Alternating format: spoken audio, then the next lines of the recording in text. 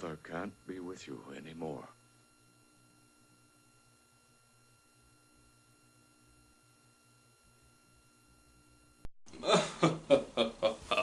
That certainly was the tragedy, wasn't it? See, Bambi could have avoided this entire situation if he'd used this brand new product, Chirin Bell. What is Chirin Bell, you ask? Well, it's an all-new vitamin supplement guaranteed to provide your children with everything they need to develop later in life in order to achieve the goal of avenging their dead parent. Or parents. Now, I know you're asking yourself, how could this possibly be real? How could this product really work? Well, check out these testimonials from actual Chirin Bell users. Thanks to Chirin Bell, I've finally been able to achieve my lifelong dream, killing my dad. Yeah! 400 babies. What are you doing? Don't delay, call us now, and get it today.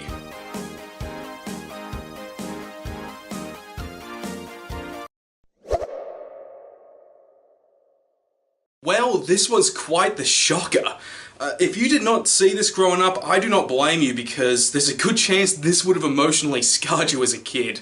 Chirin Bell, the cult Japanese movie, is quite the interesting piece of children's entertainment, I'll give it that. I don't want to go too heavily into the story because that would spoil some of the best parts of it, and if I do that and you decide to check it out, it'll ruin it for you, but at the very least, I'll give you a quick rundown. See, the story is about a little lamb called Chirin.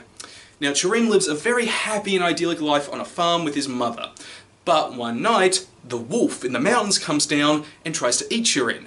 His mother sacrifices herself to save him, she dies, and now Chirin is upset and goes off into the mountains to avenge his mother.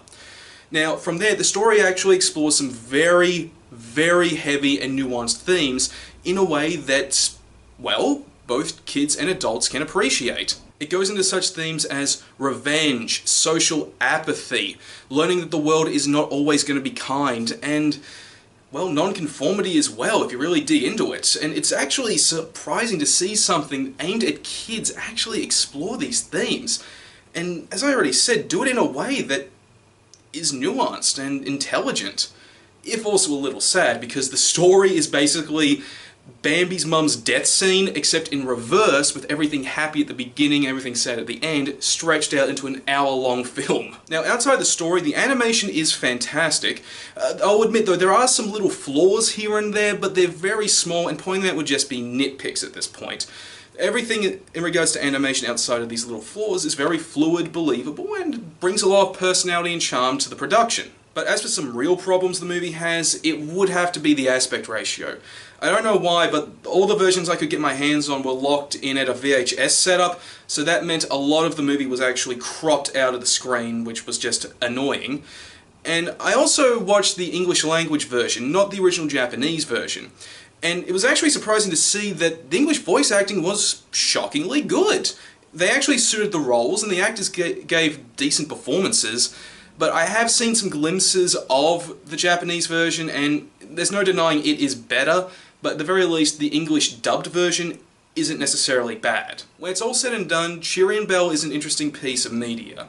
While it definitely does cater towards kids, I wouldn't recommend showing it to them due to how intense it can be with its darker subject matters, unless of course they're fairly mature and are familiar with these things.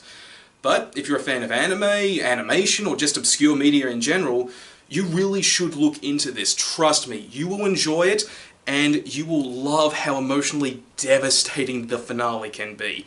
Trust me, that is the primary reason for checking this out, and I recommend not watching it alone.